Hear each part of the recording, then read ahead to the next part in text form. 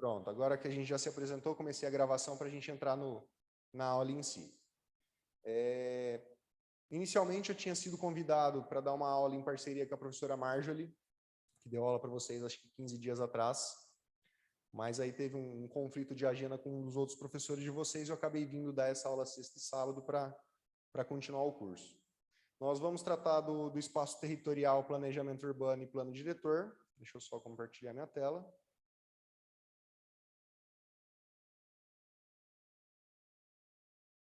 Todos conseguem ver? Bacana, perfeito. Bom, Campo Grande, assim como todas as cidades, tem suas legislações, e Campo Grande, por ser uma cidade do porte que ela é, acima de 20 mil habitantes, ela tem a necessidade de criar um plano diretor, que é todo um regramento que nós temos para seguir para o desenvolvimento ordenado da cidade, das cidades. Só que a gente precisa entender, antes de a gente fazer a nossa legislação, a gente precisa entender o espaço que nós estamos, aonde estamos e aonde queremos chegar, certo? Para isso, a gente tem que basear em legislações. A primeira legislação que a gente segue é a legislação mãe do plano diretor, que é o Estatuto da Cidade, que é a Lei 10.257, de 10 de julho de 2001. Provavelmente alguns de vocês já está um pouquinho familiarizado, já deu uma leitura rápida nela.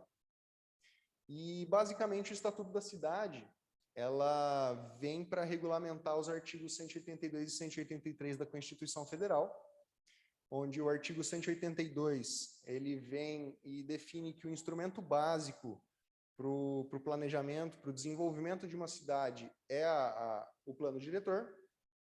E o artigo 183, ele vem tratar sobre a posse de imóveis, onde eu posso fazer uso capião, enfim, de acima de 250 metros quadrados. E lá ainda no Estatuto da Cidade, no artigo 40, ele fala que o plano diretor é o instrumento básico da política de desenvolvimento e expansão urbana. Então, a gente já começou a entender um pouquinho da função do plano diretor, ou seja, ele serve como regra, como guia, como indicador de onde nós estamos e onde nós queremos chegar. Só que para a gente começar a definir para onde a gente quer ir, nós precisamos entender o terreno, a nossa área, a nossa cidade. Então, primeiro tópico que a gente vai entrar, para legislar sobre ordenamento, uso, ocupação e desenvolvimento. Para legislar sobre ordenamento, uso, ocupação, desenvolvimento e expansão urbana de uma cidade, devemos primeiro conhecer seus limites territoriais. Vocês já provavelmente usaram o Google Maps para ir da sua casa para o trabalho ou para a casa de algum amigo, então vocês já têm uma ideia do tamanho de Campo Grande. Só que Campo Grande, ela tem ali suas divisões. Então, vamos começar pela menor divisão que a gente tem. Onde vocês moram. Vocês moram num lote. Ah, Gabriel, mas eu moro num condomínio, eu moro num apartamento. Mas esse apartamento de vocês, ele está inserido num lote. Ele é a menor unidade que nós temos aqui no município para você dividir a terra. Esse lote, ele tem dimensões mínimas, nós vamos tratar na aula de amanhã, que justamente o plano diretor veio e definiu o tamanho mínimo dele conforme a área, conforme o local da cidade que você está. E o lote, deixa eu diminuir aqui, é um terreno servido de infraestrutura, água, luz, esgoto, energia, saneamento básico em geral, e eles atendem os índices urbanísticos que uma zona propôs. E essa zona, novamente, ela é regulamentada pelo plano diretor, que vai ser o nosso menino dos olhos da noite. Gabriel. Avançando um pouquinho mais... Gabriel. Oi? Os slides não estão mudando. Oi? Os slides não estão mudando. Você não está vendo um mapa rosa escrito Vila dos Marimbás bem no meio? Não. Não?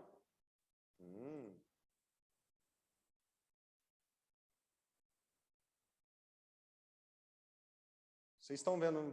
Deixa eu ver.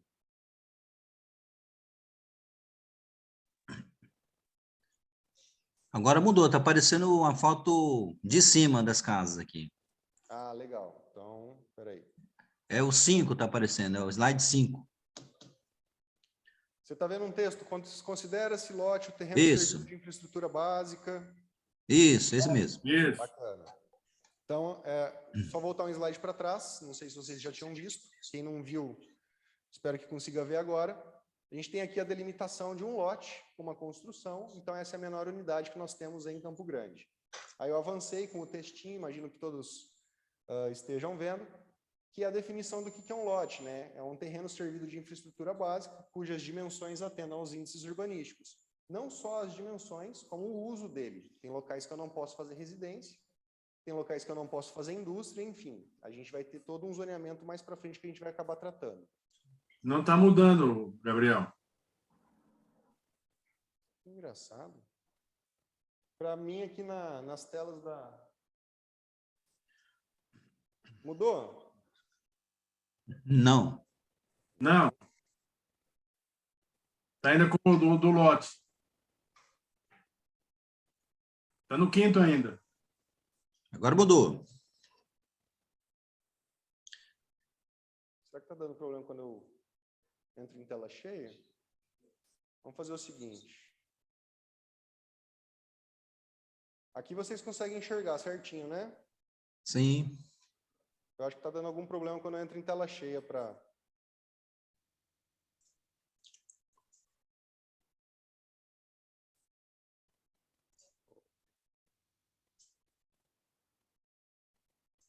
Perfeito. Então vamos... Todo mundo consegue enxergar ou fica muito pequeno? Não, dá para chegar assim, é o slide 6 que está aparecendo. Isso. Então, a gente já definiu que você mora num lote. Avançando a divisão territorial, esse teu lote está inserido num parcelamento. O parcelamento é uma divisão de terra, certo? Como é que eu passo aqui? Aqui. O parcelamento ele pode ser feito tanto na forma de loteamento quanto de desmembramento. Basicamente, a diferença de um para o outro é a necessidade de se implantar vias, ok? Então, no loteamento, nós temos uma gleba, que é uma terra bruta, e nós vamos fazer lotes. Para a gente fazer esses lotes, nós temos a necessidade de implantar vias de circulação, logradouros públicos, ou prolongar algum logradouro que já existe. Já no desmembramento, a gente tem essa mesma gleba, só que a gente não tem a necessidade de fazer a abertura, ampliação, prolongamento de vias públicas para eu poder ter circulação nesse meu lote. Vamos pegar um exemplo prático. Se eu tivesse o terreno do Shopping Campo Grande hoje, que ele é todo circundado por vias, e fizesse uma divisão dele no meio, ele seria um desmembramento, porque eu não vou ter necessidade de abrir vias, eu tenho acesso por vias oficiais em todo o seu entorno. Agora eu vou pegar uma outra opção. Se eu fosse lá para a parte rural de Campo Grande, eu não tenho nenhuma via oficial lá. Se eu fosse dividir esse meu terreno em lotes menores, eu teria a necessidade de abrir essas vias para eu poder ter acesso ao meu lote. Então, isso aí seria um loteamento. Então, vamos amarrar só na necessidade de abrir ou não vias, a diferença de um para o outro. E esse teu parcelamento, ele em conjunto, eles criam um bairro. O bairro todo mundo já está familiarizado. Vou fazer uma pergunta aqui para o pessoal. Que bairro que vocês moram? Vivendas do Bosque. Vivendas do Bosque? Você tem certeza que ele é um bairro? Acho que é Santa Fé, não é? Santa Fé? Santa Fé é um bairro. Ah, não sei. Sei lá. Existe uma na correspondência vem Vivendas do Bosque. Vivendas do Bosque, bacana. Existe uma confusão muito grande entre loteamento e bairro. Eu vou dar um exemplo. Eu moro, essa casa aqui não é a minha, mas eu moro nessa região. O meu loteamento, ele chama Caiçara, e o meu bairro chama Caiçara também. Só que existem lugares que o loteamento é diferente do bairro que você mora. O exemplo anterior é bem claro. A casa, não sei se vocês conseguem enxergar, ela está bem aqui, ela está no loteamento Vila do Marimbás, mas ela está dentro do bairro Caiçara. Então, essa é uma confusão que muita gente faz, mas não é nada muito crítico. Esse é um dos motivos dessa aula, também esclarecer essa questão da divisão territorial de Campo Grande. Tá? E o bairro são as áreas organizadas com o objetivo de qualificar as condições de trabalho, circulação, recreação, moradia e as relações de cooperação entre todos os tipos de atividade de vizinhança. Basicamente, você tenta agrupar a mesma concentração de pessoas, de usos, naquela região. Você vai ter bairros que eles são notadamente voltados para a habitação, você vai ter bairros que ele é voltado notadamente para o comércio, para a indústria, outros já são mais para o lazer. Então, a gente agrupa essas informações justamente para a gente conseguir fazer as políticas públicas, e o plano diretor vem com esse apoio, de fazer essa subdivisão e a gente conseguir aplicar o recurso melhor. Só que, mesmo assim, a divisão por bairros é uma divisão muito numerosa. Campo Grande tem 74 bairros e quase 900 loteamentos, ou melhor, quase 800 parcelamentos. Então, a gente precisa pensar numa unidade que agregue mais informações. Então, nós vamos para as regiões urbanas. As regiões urbanas são 7, e elas têm, são porções do território que elas agrupam os bairros e elas têm o objetivo de descentralizar as ações de planejamento e administração. Então, ao invés de você fazer um planejamento para 74 unidades, você faz um planejamento para 7, que são as regiões urbanas, e dessas 7 você distribui para a quantidade de bairros que estiver lá dentro. Então, é simplesmente com o objetivo de facilitar a administração pública. Gabriel, mas isso aí em qualquer lugar? Não. Campo Grande é dessa forma. São Paulo, você vai ter os subdistritos. Outras cidades, você vai ter alguns outros nomes, você vai ter macrozona, enfim. Cada cidade faz a sua forma para justamente facilitar o planejamento dela. Correndo mais um pouco, a região urbana, as 7 regiões urbanas que nós temos, elas estão inseridas no nosso perímetro urbano. Isso aqui é Campo Grande. Todo esse polígono laranjado que vocês estão vendo aqui é Campo Grande, toda a parte urbana. Os limites em amarelo são as regiões urbanas, em preto os bairros e em rosa os loteamentos. Então, nós temos essa divisão de Campo Grande. Além disso, nós temos... E o perímetro urbano é o limite que separa a zona urbana da zona rural. Além disso, nós temos uma área que é contígua ao perímetro urbano, que é a zona de expansão urbana. E essa zona de expansão urbana, ela é uma área rural, tá? Mas que ela poderá se tornar urbana por meio de um processo de outorga onerosa. Gabriel, outorga onerosa, a gente não sabe o que é isso. Mais para frente a gente vai chegar nesse tópico.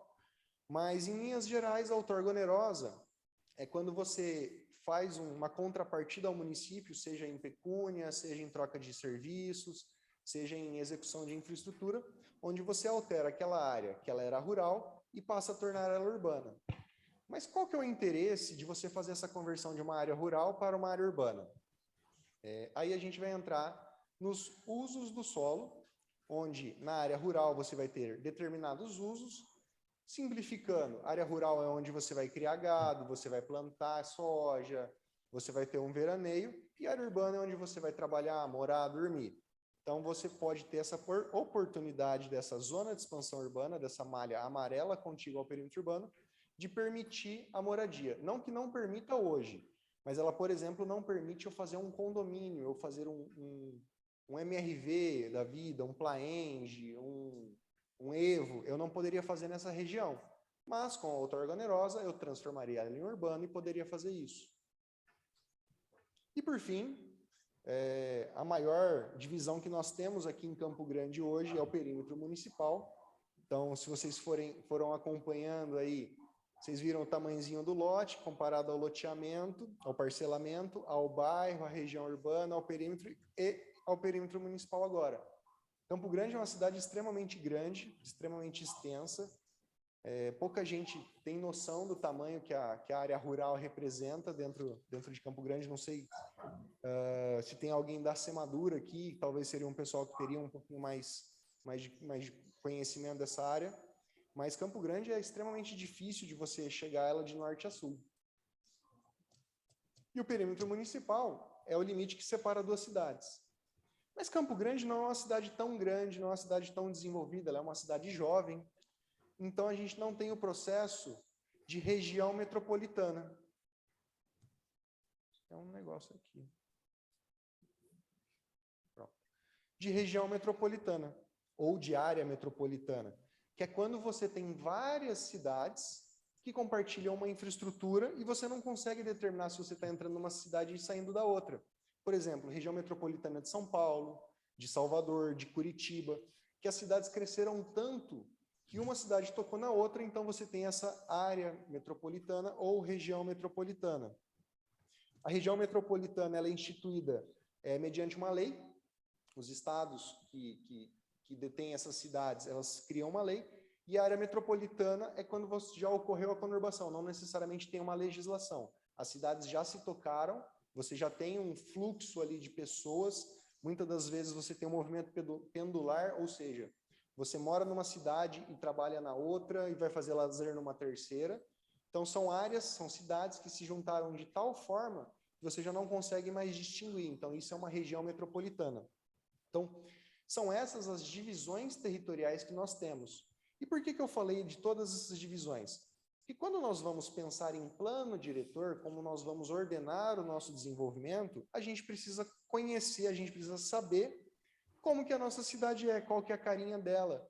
Porque não adianta eu fazer uma legislação, eu fazer uma política pública, eu fazer uma ação focada só numa região e esquecer da outra porque eu desconhecia ou porque eu não sabia da sua existência. Então, a gente fez todo esse passeio, toda essa análise, para chegar nesse entendimento de como Campo Grande é. Só que o plano diretor, quando a gente vai fazer um plano diretor, não é só a divisão político-administrativa, não é só o bairro, só a região que nos importa. O meio físico e o meio biótico, ou seja, os animais, as plantas, a natureza no geral, também tem sua importância no desenho territorial. Por que ela tem sua importância? Um exemplo mais simples é a própria hidrografia, os próprios rios, córregos, nascentes que nós temos aqui. Como é que você atravessa um córrego? Por uma ponte. Se você não tem uma ponte, você não atravessa. Então, o rio torna-se um obstáculo natural que você, para avançar o desenvolvimento daquela região, você tem que levar uma infraestrutura. Seja a ponte, seja a drenagem, canalização do córrego. Exemplo, a Fernando Corrêa da Costa, que tem um trecho do córrego canalizado, outra parte ele passa por baixo do pavimento, enfim. Você precisa entender também essa dinâmica que a própria natureza causa. E a maioria das cidades, elas surgiram nas beiras dos ribeirões. Campo Grande é um exemplo. Quando o José Antônio, o fundador, veio com as suas carroças lá de Minas Gerais, ele descansou na margem do córrego, acho que gostou da área e resolveu ficar, trouxe a família logo depois. E da mesma forma que a água ela ajuda a criar cidades, surgir povoados, vilarejos, desenvolver um grupo populacional ali, ela também delimita o desenvolvimento. Como, por exemplo, áreas alagadiças, que eu não vou conseguir fazer uma estrutura, ou então áreas que são poluídas, porque aí eu vou ter um problema de saúde pública, eu vou estar doente, eu não vou me sentir confortável morando naquela região, ou até mesmo criando áreas de proteção ambiental, que são as áreas de preservação permanente. Se a gente for usar o plano diretor como referência, nós temos as zonas especiais de interesse ambiental, que nós também vamos entrar no mérito. Outro fator também físico que pode influenciar no nosso planejamento é com relação ao relevo. Se eu tenho algo muito íngreme, eu vou ter dificuldade em edificar naquela região. Ou se eu tenho algo muito plano, eu vou ter problema de alagamento. Um exemplo simples, Pantanal, a maior planície alagável do mundo. Salar de Uyuni, na Bolívia, maior deserto de sal, que também é absurdamente plano. E qualquer chuvinha, tanto aqui no Pantanal quanto no Salar, a gente tem esse problema de inundação que acaba influenciando no desenvolvimento da população, no desenvolvimento da cidade, do povoado naquela região. Então, nós passamos ali nos limites político-administrativos, avançamos nos limites que são impostos pela natureza, e a gente também precisa levar uma infraestrutura para a população, seja uma infraestrutura de pavimento asfáltico, de educação, de saúde, de lazer, justamente para ter uma qualidade de vida, e tudo isso pensando no plano diretor como o nosso norteador. Então, nós temos aqui Campo Grande, com todo o sistema público de educação. Nós temos EMEIs, que são as escolas municipais de ensino infantil, as escolas estaduais e as escolas municipais. Eu não sei se vocês conseguem perceber, eu vou tentar dar um zoom aqui. Vocês estão vendo que eu estou passando o mouse aqui no canto esquerdo da tela, que tem uma área que praticamente não tem nenhuma escola, não tem nenhuma uma creche, nem nada do tipo? Alguém consegue me falar por que que a prefeitura não levou nenhum equipamento de educação para lá? Alguém arrisca? Porque não tem uma população densa, né, professor? Não está habitada essa área, né? Ou pouco habitada, né? Esse é um dos fatores, é uma área pouco habitada. Vamos lá, primeiro fator que a gente considera. Onde eu estou passando o mouse aqui, bem no meio, a gente está no aeroporto. Então, nós temos a pista do aeroporto bem aqui. Então, a gente vai ter avião decolando e pousando o dia inteiro. A população aqui atrás não vai ficar muito feliz de 3 horas da manhã ter um pouso e te acordar do seu sono. Tanto é que, se você notar aqui, é basicamente gleba, são grandes áreas, sem vias, que nunca foram desenvolvidas. Seja porque a legislação anterior não autorizava, ou a atual não autoriza, seja porque questão de saúde pública, de qualidade de vida, porque se você faz um empreendimento ali, qual que é o custo dele? Ele vai ser um custo normal, igual em qualquer outro lugar da cidade. Mas eu vou poder vender pelo mesmo valor que eu vendo empreendimento em outro lugar da cidade? Considerando que eu vou ter uma baixa qualidade de vida? Esse é um fator que a gente deve considerar. Aqui no canto direito também é uma situação muito parecida. Aqui até recentemente era uma área de chácaras, onde você ia passar o final de semana, ia descansar, ou então ia fazer uma festa, porque ali tinha algumas chácaras de aluguel de festa. Aqui na porção mais superior a mesma coisa ocorre, nós temos um parque, que tem toda uma zona de proteção em torno dela. Então, quando a gente pensa em desenvolvimento urbano, nós não podemos considerar apenas vou levar infraestrutura para todos os lugares, vou gastar rios de dinheiro abrindo escola, onde não vai ter população, não vai ter público, não vou ter atendimento, ou unidade de saúde, ou qualquer outro equipamento público no geral. Então, esse investimento ele tem que ser muito norteado conforme a população que tem no entorno.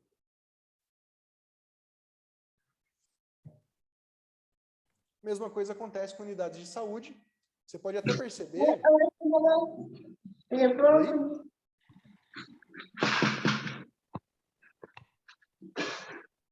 Adriana? Tá. Você pode até perceber que a quantidade de equipamentos de educação e de saúde são menores. Saúde você vai ter muito menos equipamentos. Por quê? Porque a saúde, uma sala de atendimento atende 50 pessoas durante o dia, durante a noite, durante 10 minutos ali no atendimento, passa ali, pegou o remédio, recebeu o atendimento e foi embora. Agora, um equipamento de educação, a criança, o aluno, vai passar um período, às vezes vai passar o dia inteiro lá, então você vai ter uma quantidade de fato maior. E também Campo Grande, esse é um outro ponto que a gente deve considerar no nosso planejamento, ele tem uma população muito jovem. A base da pirâmide da cidade ela é muito larga, ou seja, nós temos muitas crianças, uma quantidade média de adultos e poucos idosos. Então, é claro que nós vamos ter uma necessidade muito maior de equipamentos de educação do que equipamentos de saúde. Se a nossa pirâmide fosse invertida, ou seja, se a base fosse ao contrário, se nós tivéssemos mais população idosa e menos população jovem, nós teríamos mais unidades de saúde e menos unidades de educação. Então, isso é um outro fator que nós devemos considerar pensando no planejamento urbano. Outro ponto, Campo Grande é uma cidade absurdamente arborizada, é uma das cidades mais bonitas que eu conheço. Eu tenho a oportunidade de trazer diversas pessoas de outras regiões para cá, para conhecer a cidade, para andar, para ver como é que funciona a vida aqui em Campo Grande. E todos eles ficam apaixonados pela quantidade de verde que a gente tem. Isso se reflete pela quantidade de praças e parques que nós temos aqui. E praças e parques traz qualidade de vida? Por quê? A gente tem a oportunidade de ter um ar fresco, um ar puro, ela controla a quantidade de escoamento superficial de águas pluviais, porque nós vamos ter mais áreas verdes e vai acarretar numa maior infiltração e, até certo ponto, menores problemas na questão de drenagem. Nós vamos ter a oportunidade de fazer lazer, um piquenique, levar a criançada para correr lá na praça, deitar na rede, ler um livro para quem gosta. Então, são esses equipamentos que a gente precisa entender que nós temos disponível e o que nós temos de população necessitando para desenvolver nosso plano diretor, que ele justamente vai ajudar a guiar aonde a gente quer o nosso crescimento. Por exemplo, eu poderia, no plano diretor... Oi? Deixe ligada. É a Camila que está com áudio. Não, eu acho que ela deixou aberto o microfone. Por exemplo, se eu instituísse uma política pública hoje de criar diversas praças nesse eixo que nós comentamos aqui agora há pouco do aeroporto, qual seria o benefício para a cidade? A gente teria custo, levaria mão de obra, geraria um pouco de renda, porque tem a equipe trabalhando, a equipe de terraplenagem, o pedreiro, o carpinteiro, enfim.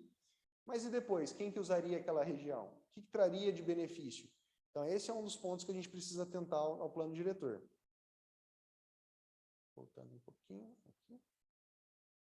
E aqui a gente trouxe só 4, perdão, que são as escolas, as praças e os parques. Você pode notar muito claramente a distribuição dela.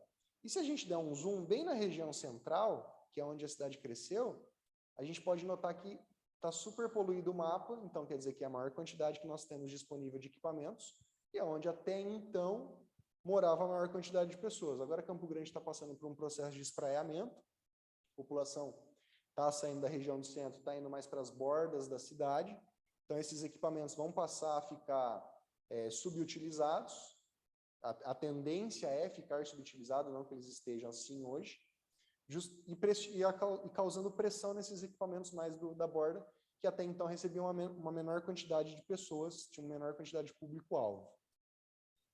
E, por fim, o quarto item que a gente tem que... Os equipamentos públicos devem ser dimensionados e distribuídos de forma a atender de forma satisfatória a toda a população, que é justamente tudo que a gente discutiu até agora. E, por fim, é dever da população participar das discussões que a prefeitura vai trazer durante a elaboração do plano diretor. Por quê? Vocês que moram nas suas casas sabem os seus problemas. O administrador, o prefeito, o vereador, ele não tem como ele sozinho conhecer toda a cidade e conseguir alocar os recursos para os lugares que têm necessidade. Então, é importantíssimo a população participar, reivindicar, solicitar, pedir a ampliação, o aumento. Só que só pedir não faz sentido, a prefeitura vai receber o teu pedido e vai fazer uma análise para ver se aquele equipamento está subdimensionado, se está precisando ampliar, e aí vai alocando recursos conforme o recurso vai entrando e tendo a disponibilidade de alocar ele nos equipamentos. Alguém tem alguma dúvida? Estou sendo claro para vocês, eu estou tentando fazer um negócio bem mastigadinho, bem tranquilinho, porque como é uma turma bem plural, bem diversa, essa parte de planejamento urbano ela pode ficar um pouquinho complicada quando a gente vai aprofundando mais ela.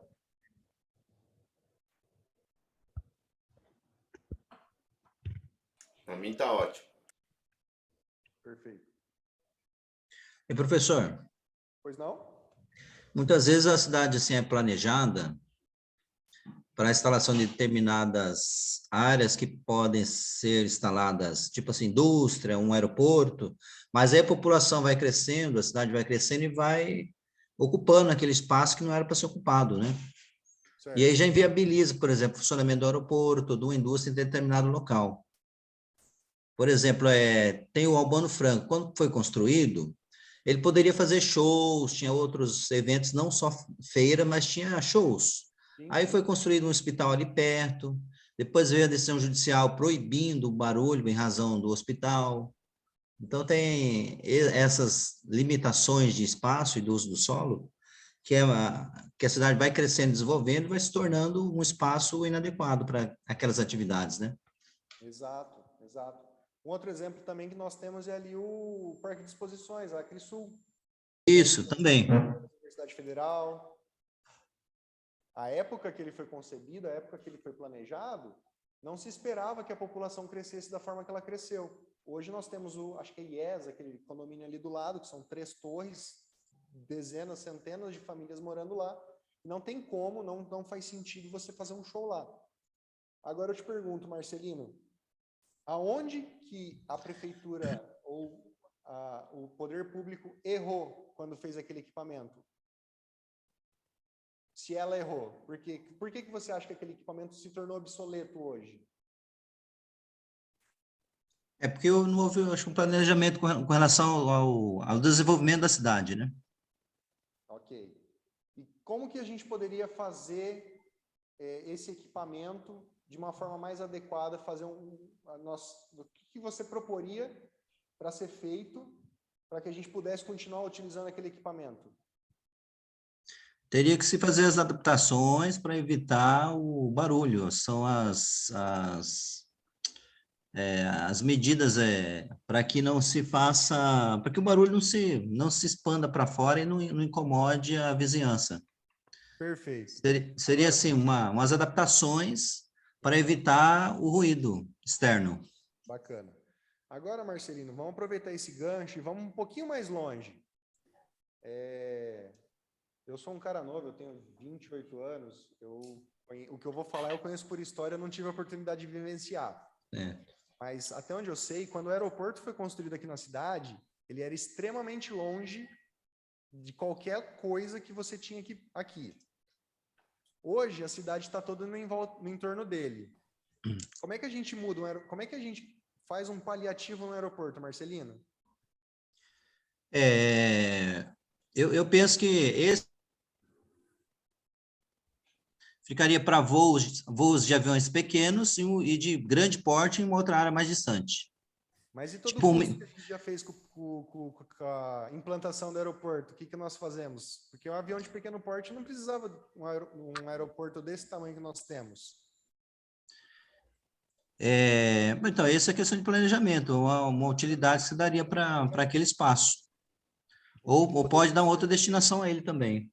Talvez, não sei se eu estou errada, talvez não poderia ter autorizado a construção no entorno do que existe hoje, né?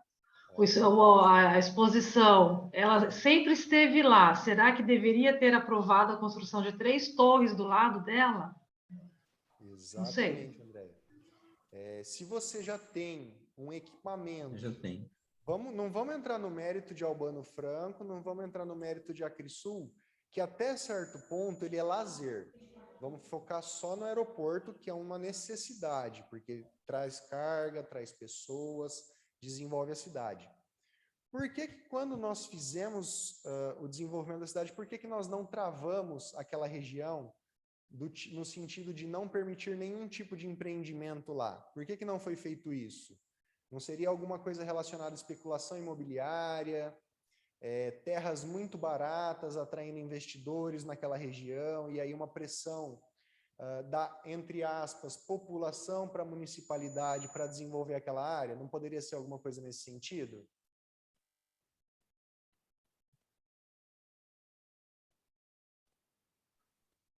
Então, Poderia ser nesse sentido, poderia ser a questão de vários fatores que influenciariam a ocupação inadequada do local. Valorização, acesso fácil e próximo do centro, a especulação imobiliária, a ocupação desordenada, não autorizada, né? São vários fatores aí que implicam nessa. Marcelino, a ocupação não autorizada. Se você está numa situação econômica desfavorável, não tem casa, não tem como comprar uma casa, não tem como alugar uma casa, você vai para onde? Você vai para os lugares mais baratos. Onde que estão os lugares mais baratos? Não estão no entorno da cidade, na borda da cidade, na periferia da cidade? Se você está passando a morar naquela região, não é um direito, não é um dever da prefeitura regularizar aquela área para você passar a morar? Se é um dever da prefeitura regularizar aquela área para você passar a morar, então quer dizer que aquele aeroporto que até então não poderia ser construído no seu entorno, ele teve uma, vamos colocar a palavra, não vai ser muito adequada, mas vamos colocar uma invasão de pessoas que tinham essa necessidade de estabelecer uma moradia. Então a prefeitura teve que fazer a sua parte na questão de habitação social, e por ela ter feito isso, levou todos os outros fatores, levou mercado, levou escola, se levou escola, eu vou fazer um prédio de 2 andares. Então, um cenário ideal é a gente vetar, a gente barrar, nós proibirmos o desenvolvimento naquela região. Agora, o cenário prático, o dia a dia, a realidade, aí a coisa é muito mais complicada e que a gente vai ter que estudar muito mais a fundo.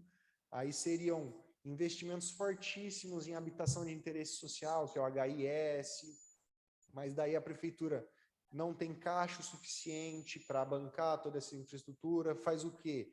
Faria uma parceria? Mas o que a prefeitura daria nessa parceria? Daria terreno?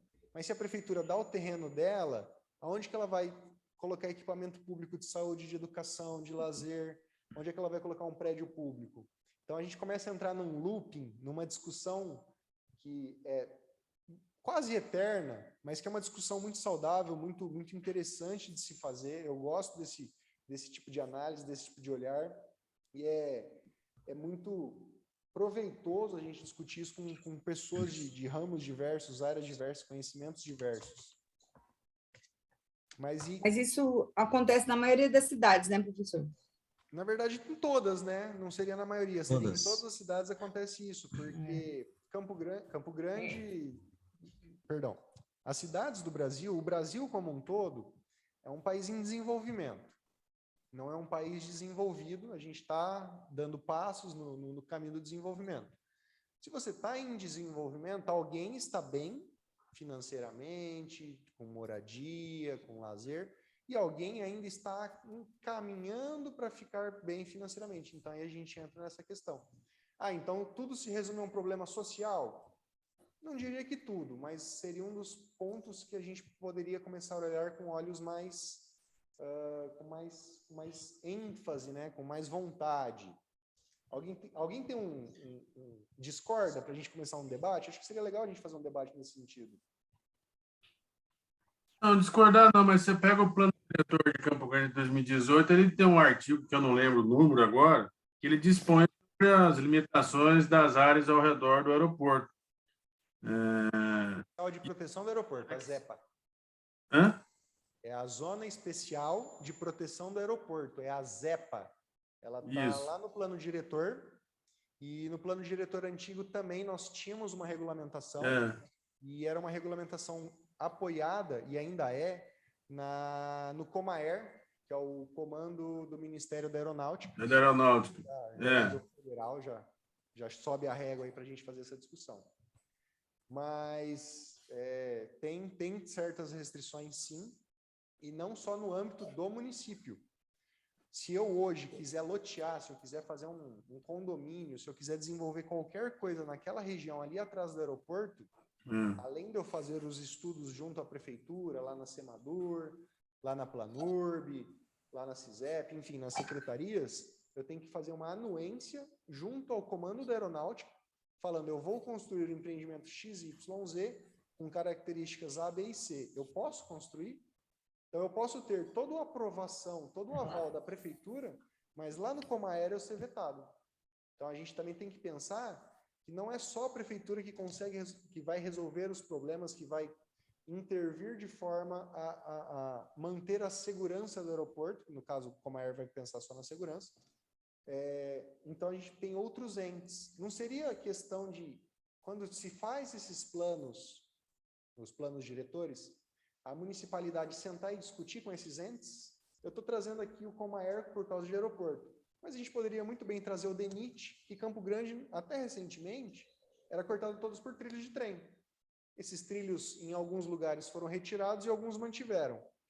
E o trilho, por natureza, ele tem uma faixa de domínio, ele tem uma largura de 15 metros, se não me falha a memória, onde eu não posso construir. Ele é terra federal. E o trilho já está passado. Aquela faixa de 15 metros já está compactada, o pessoal já usa como transporte. Não seria interessante a gente fazer uma via em alguns lugares que você tem problema de acesso? Ao invés da prefeitura desapropriar uma área, fazer a indenização, contratar uma empresa, compactar, enfim. Não seria interessante a gente pensar nesse viés de conversar com o DENIT e usar as áreas que estão sem uso? Porque Campo Grande não tem mais trilho de trem. Não tem ponto, não tem parada, não tem uso. Tudo bem que nós, no entorno de Campo Grande, passa uma linha férrea, essa linha férrea a gente vai deixar quietinha. Eu estou falando das linhas férreas que estão inseridas no perímetro de Campo Grande. Não caberia uma discussão nesse sentido?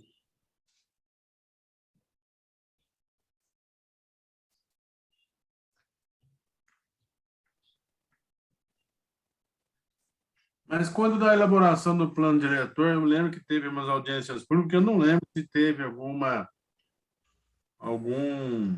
coisa nesse sentido. Exato. Então, aí vem uma... Eu participei da elaboração do plano diretor, eu tive a oportunidade de fazer, não como um todo, né? Claro, cada um fez sua parte especial ali, mas vamos colocar que a prefeitura não procurou o DENIT. Não seria a questão um dever da população ter pedido isso? Aí entraria a questão da sociedade civil organizada, dos órgãos representativos, dos conselhos da própria prefeitura, que são conselhos compostos tanto por servidores quanto por pessoas comuns. Então, a gente tem vários mecanismos aí que, até certo ponto, agora falando como uma pessoa que participou da elaboração do plano diretor, que até certo ponto facilitam e muito, justamente por ter essa diversidade de olhares, mas que também atrapalham justamente pela diversidade de olhares, porque é uma coisa que fica tão aberta que às vezes você começa a se confundir para que lado eu devo seguir para desenvolver aquela ação, aquele zoneamento, aquela proposta, aquele estudo. Por quê? Porque eu tenho tanta informação que às vezes eu vou trabalhar, eu costumava brincar que eu pegava um bando de dados e transformava num banco de dados, ou seja, eu pegava a conversa de 10 pessoas e fazia um livro. Então, às vezes, a gente fica com essa dificuldade quando a sociedade civil, os órgãos de representação, a própria população vem conversar com a gente, trazendo esses olhares sem baixar nada. Sem baixar nada. Professor, Pois não? teve bastante empenho que eu percebi do setor imobiliário nesse plano diretor, viu? Aprovar Por que você algumas acha que o áreas setor para imobiliário participou construir. bastante, Marcelino? Exatamente. Será que tinha algum interesse por trás? Só interesse, na verdade. Só interesse. Aí vem Eu tô rindo do cara, não tô rindo de você. segundo ponto que eu queria entrar no Eu também tô rindo do cara, não tô rindo de você. Professor, desliga o áudio aí da pessoa que está vazando. Oi, Claudemir? O senhor pode desligar o áudio aí que tá vazando, tem alguém vazando o áudio. É a Fernanda que está com o áudio ligado.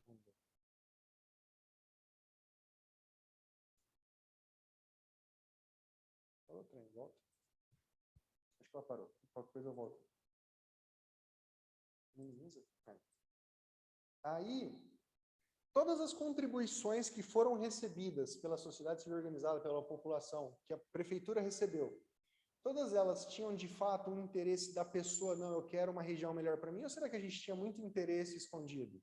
Então é isso que, quando se está fazendo um plano diretor, deve se pesar muito, justamente porque, às vezes, uma até então boa ação, ela pode vir travestida com a função de melhorar um grupo específico.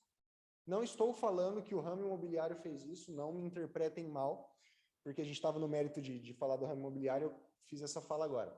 Mas é um grupo que agiu bem forte, sim, de fato agiu bem forte, eu entendo por quê. Campo Grande, a área central já está construída, já está consolidada, agora a gente teria que entrar numa etapa de reciclagem, ou seja, comprar terreno, demolir e construir de novo. sendo que a gente tem diversas áreas em Campo Grande que estão prontas, estão nuas, estão aptas para receber construção. Só que até então a gente tinha as limitações que os planos diretores das legislações anteriores, elas vetavam. Então, por que não criar abrir um pouco a opção de construção, mas a gente não abrir tudo, só dar uma permissividade, criar uma restrição em relação à quantidade. Por exemplo, plano diretor atual, essa área que a gente estava discutindo aqui, do aeroporto, que eu quero entrar isso na aula de amanhã, esse trecho aqui, bem atrás do aeroporto, que nós estávamos falando agora, ele ficou categorizado num negócio chamado Zona 5. São 5 zonas que tem em Campo Grande, essa região aqui atrás do aeroporto fica nessa Zona 5. Se eu for fazer casinha hoje, construir casinhas e vender, eu só posso construir de 25 em 25. Isso não foi um mecanismo que a prefeitura encontrou para atender essa necessidade de construir na região, de levar moradia, mas também para limitar a quantidade de casas que eu vou ter naquela região? Essa aí foi uma sacada que a prefeitura conseguiu de uma necessidade, mas também para tomar cuidado com uma especulação que não faria sentido num primeiro momento, mas que num futuro, daqui 10 anos, na próxima revisão, pode se fazer necessário a gente alterar essa legislação de 25 para 50 unidades, para 100 unidades, para uma quantidade limitada de unidades. Então, a gente vai ter alguns mecanismos que eu vou trazer amanhã. Amanhã eu quero tratar só do plano diretor de Campo Grande, a gente debater só sobre ele e vocês entenderem um pouquinho do que Campo Grande fez. E eu costumo brincar que plano diretor, eu tenho, atualmente eu estou no ramo de consultoria para empresas de outras cidades que querem se instalar aqui em Campo Grande.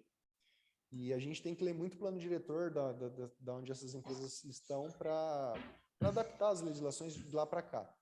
E o plano diretor, eu costumo brincar que ele é uma receita de bolo. Se a gente ler e entender o que Campo Grande fez, você vai entender o que as outras cidades estão fazendo. Mas aí a gente entra no mérito aqui da Zona 5 e das restrições que ela pôs em desenvolver aqui essa área. A gente vai ter a Zona 1 com a sua restrição, a Zona 2, enfim, assim a gente vai avançando. Então, como eu comentei lá no comecinho, lá no segundo slide, se não me engano, o plano diretor ele é um instrumento previsto lá no Estatuto da Cidade, e ele pode ser definido como sendo um instrumento básico da política de desenvolvimento e expansão urbana, sendo responsável pelo crescimento ordenado, que é o que a gente estava discutindo até então, no crescimento ordenado das cidades. E deve ser feito a partir de um diagnóstico dos aspectos físicos, bióticos, territoriais, econômicos e sociais. Aqui eu coloquei só alguns, mas a gente pode discorrer, porque você tem que ter um raio-x da cidade inteira para a gente conseguir elaborar um plano diretor de qualidade e que, de fato, atenda o que se deseja no desenvolvimento da cidade. E aí, eu queria trazer uma discussão. Isso aqui seria uma atividade. Eu não sei como é que vocês estão fazendo a atividade. A gente faz uma discussão e depois manda por e-mail? Como é que funciona? Isso. Professor. É isso mesmo. Faz atividade e caminha por e-mail. Bacana. E é um e-mail da faculdade ou no meu e-mail particular? No seu. Ah, tá bom. Depois eu passo meu e-mail para vocês. Como alguns já participaram, eu queria abrir o microfone para o resto. O que seria essa discussão? Considerando que o plano diretor, a primeira etapa dele é o diagnóstico dos aspectos físico, biótico, territorial, econômico, social, que eu acabei de falar, aponte 10 informações que vocês acham que deve estar presente. Por exemplo, a gente acabou de discutir a questão do ramo imobiliário. Não seria interessante conversar com as corretoras, com os corretores, com as imobiliárias e trazer as informações que eles acham interessante? Que informação que ele acharia que ele gostaria de ter no plano diretor? Talvez uma planta de valores? Qual que é o valor médio do metro quadrado da terra de Campo Grande? Uma outra informação que poderia ser útil, além de todas as outras que eu falei. Solo. Qual que é o solo de Campo Grande? Tem tem solos que são melhores, tem solos que são piores, eu consigo construir melhor num solo do que no outro. Então, eu queria abrir essa discussão de que pontos que vocês acham que seriam interessantes. Opa, passei aqui o negócio. Que pontos que vocês acham que seriam interessantes a gente levantar? Mas não só os pontos. Por exemplo, eu acho que seria interessante fazer um mapeamento das escolas que tem em Campo Grande. Tá, daí você vai ter lá que tem 99 escolas em Campo Grande. O que isso te ajuda no plano diretor? Dessas 99 escolas, quantas estão com fila de espera? Quantas têm vaga ociosa? Quantas precisam de uma reforma para poder aumentar a capacidade? Porque uma reforma, às vezes, sai mais barato do que construir uma sala. Então, não sei se eu fui claro no objetivo da atividade. Então, seriam, mapear as escolas. O que seria uma dessas 10 informações que eu estou pedindo? Mapear as escolas. O que eu quero nesse mapeamento das escolas? Quantas vagas tem? Se está ociosa, se não está ociosa, e qual que é o estado do prédio? Se o prédio está bom, se o prédio está ruim, se o prédio tem capacidade de ampliar. Então, eu abro o microfone aí para todo mundo para a gente fazer uma discussão aí de quais pontos vocês acham que seria interessante a gente levantar. E são pontos de todos os ramos, qualquer ponto que você trouxer vai ser um ponto válido, não existe ponto certo nem ponto errado, tá? E aí a gente vai aprofundando em qual informação que esse ponto que você levantou seria necessário. Professor. Pois não, Carmen? Aconteceu uma coisa interessante recentemente aqui no bairro, que foi a construção de um prédio do NEL, e aí causou revolta em alguns, né, a maioria do bairro, né? Então, aí eu procurei conhecer a situação na Semadur e descobri que pode sim construir prédio aqui no bairro. E tem muita gente que não sabe disso. Dependendo do espaço, se o cara tem um terreno, são 2 pavimentos, aí vai aumentando os pavimentos até chegar em 8. Eu não sabia disso. E muita gente não sabe. E é uma coisa interessante, né? Você acha que é um bairro que não pode construir prédio? Os terrenos caríssimos aqui, né? São terrenos de R$500 mil. Carmen, desculpa, qual que é a região que você mora? Vivendas. Tá. Aí fizeram fizeram uma campanha, não ao NEL, que é o nome desse prédio que construíram, o primeiro prédio baixinho no coração, assim, do bairro, sabe? Sim, conheço. Mas até 2018, no plano diretor anterior, algumas regiões não era possível construir prédios. Nesse novo plano vigente, a partir de 2018, algumas regiões passaram a permitir prédios, como ali em frente ao Parque das Nações Indígenas, agora é permitido construir prédio, então vai ser edificado prédio ali. Exatamente. Então, algumas regiões passaram a ser permitidas. Foi o lobby do setor imobiliário que conseguiu essas alterações aí no plano. Nos bairros, né? Agora, você imagina uma pessoa que vai investir, vai fazer um investimento para construir uma casa e, de repente, do lado da casa sobe um prédio, né? É interessante, né, isso aí. Inclusive, eu fui ver porque a gente queria comprar mais um terreno.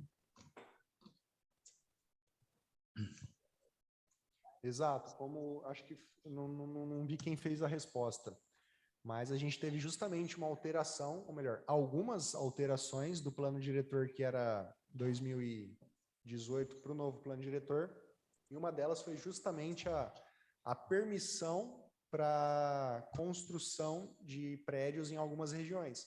Mas também a gente teve, por outro lado, a restrição na quantidade de unidades, na quantidade de casinhas que nós podemos construir num condomínio em outras regiões. Então, é um toma lá da cá. Algumas pessoas vão se sentir prejudicadas justamente porque eu comprei o meu terreno em lugar X porque eu sabia que não podia construir prédio, eu não queria ter sombra, eu não queria estar no meu quintal e o apartamento do lado está vendo aqui o que eu estou fazendo no meu quintal, e aí mudou a legislação para isso. Então, algumas pessoas se sentem prejudicadas e foram prejudicadas, de fato, não não tem como negar, mas em compensação a prefeitura foi lá e vetou a construção, a quantidade de construções em outras regiões.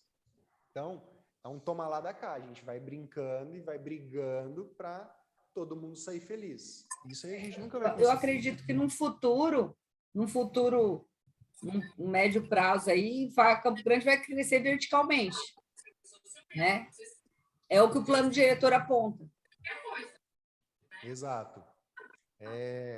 Como minha vontade é só falar de plano diretor amanhã, mas a gente já começa a cutucar um pouquinho hoje. Campo Grande tem 5 zonas. Zona 1, 2, 3, 4 e 5. Pensa... Oi? Tá. Raquel está com o áudio aberto.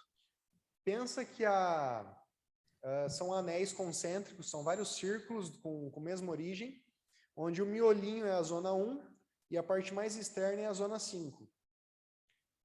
A verticalização de Campo Grande... Está dando eco.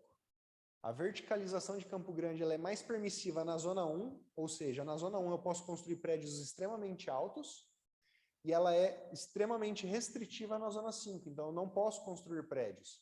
Então a gente tem uma escadinha, zona 1 a gente tem construção máxima em altura, e zona 5 construção zero em altura, construção mínima em altura. Quem sabe no próximo plano diretor, vão perceber, não, Gabriel, a gente errou, a Campo Grande mudou a forma de crescimento, em vez da gente fazer uma escadinha, onde só uma zona pode construir muito, enquanto as outras podem construir pouco, vamos fazer uma equivalência, vamos deixar todas as zonas construir, mas não vamos deixar construir muito. Vamos colocar valores? A zona 1 pode construir 50 andares e a zona 5 pode construir 5 andares. No próximo setor... Oi? Gabriel, mas essa limitação não pode gerar um problema de adensamento, ou seja, fazer com que a cidade não fique adensada mais na periferia, ficasse mais adensada muito mais no centro da cidade? Ponto fantástico, Luiz Afonso. Vamos lá. Eu não tenho números agora para te falar na moeda como é que funciona isso. Mas faz sentido eu falar para vocês que a melhor infraestrutura de Campo Grande está na região central, e conforme a gente vai chegando na periferia, quando eu falo periferia, eu falo o limite, tá? Não falando mal, não denegrindo. Mas quando a gente vai chegando nas bordas do perímetro de Campo Grande, a infraestrutura vai piorando? Faz sentido essa afirmação? Sim, faz. Então, se faz sentido essa afirmação, existe um estudo que fala que a região central de Campo Grande, onde tem a melhor infraestrutura, tem uma subutilização dessa infraestrutura. Então, é interessante para a prefeitura que se adense essa região justamente financeiramente para ter viabilidade econômica dessa infraestrutura. Por quê? Quando eu faço uma infraestrutura, ela é extremamente caríssima. Não sei se vocês têm ordem de grandeza, mas para eu puxar uma tubulação de esgoto para um empreendimento de 250 unidades a 1 quilômetro, a gente está falando alguma coisa na ordem de 800 mil a 1 milhão de reais. Para eu puxar uma tubulação de água para essa mesma população de 250 unidades a 1 quilômetro, a gente está falando uma coisa na ordem de 400 mil reais.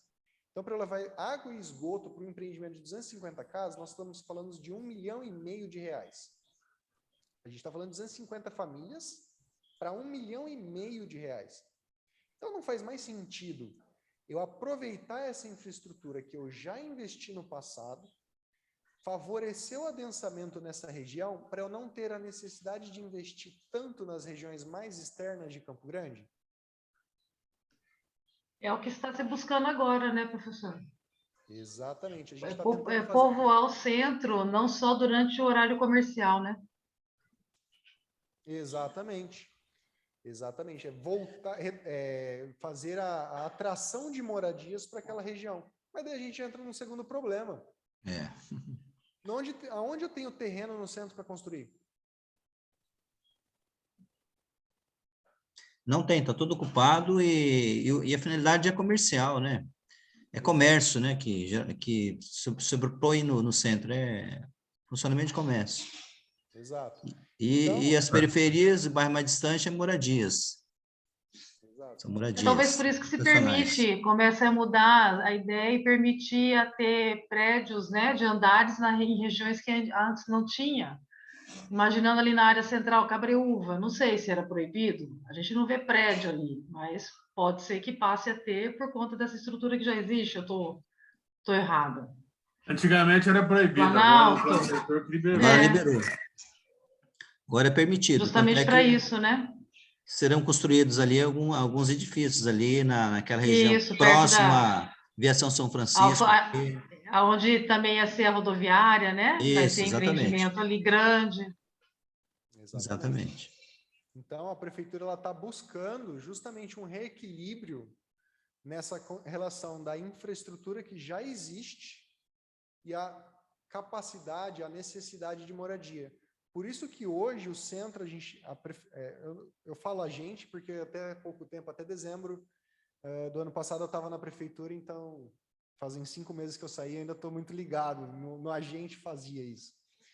Por isso que a prefeitura buscava esse reequilíbrio, por isso que ela está fazendo essa atração e permitindo esses prédios extremamente altos justamente na região do centro, porque a infraestrutura está lá, é onde a cidade começou, onde a cidade cresceu. E que outro ponto, que outra discussão a gente poderia trazer de informações que deveria ter no relatório? A gente já chegou na conclusão que seria interessante fazer um mapeamento da infraestrutura existente para ver a questão de custos, para permitir uma verticalização maior ou menor numa região para a gente ter um reequilíbrio financeiro na questão dos custos de infraestrutura. Isso é um ponto pacífico. Então, seria mapear a infraestrutura, diâmetro de tubulação, capacidade de família de atendimento, situação dessa estrutura, porque a gente vai ter um segundo ponto, que ninguém trouxe. A região do centro começou a construir, começou a popularizar, começou a ter infraestrutura quando? Essa tubulação do centro não é de plástico, igual a gente está acostumado, ela é de barro. Vocês já viram cano de barro? Já tiveram essa experiência de ver tubulação de barro, de cerâmica? A tubulação do centro, uma boa parte dela é assim. Tanto é verdade que quando foi feita a revitalização da 14 de julho, grande parte das manilhas de esgoto da 14 estavam todas estragadas, já tem uma contaminação do lençol freático em função dessa situação. Exato. Isso aí não é um passivo ambiental? Sim, um passivo ambiental. E não seria interessante a gente pensar em fazer uma sondagem, fazer uma coleta de água subterrânea e ver a qualidade dessa água em toda Campo Grande para descobrir qual é o lugar mais poluído e o lugar menos poluído? E daí a gente vem, eu sou engenheiro ambiental, aí a gente vai ficar 200 dias discutindo, então não vou entrar muito no mérito. Mas você descobriu que aquela área está poluída. Você vai tentar tratar aquela água ou você vai tentar descobrir o que está poluindo aquela área? O mais eficiente é você buscar o que está poluindo. Mas geralmente a gente vai tratar aquela água.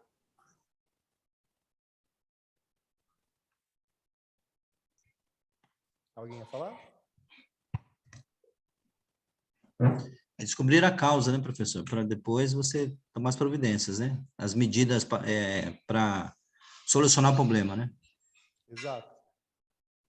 E daí você vai fazer o que com o culpado? Você vai multar ele? Você vai prender ele? O que você vai fazer de punição?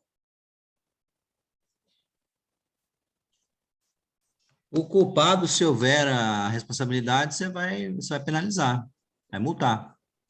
Exato. Então vamos lá. O segundo ponto que a gente acabou de discutir.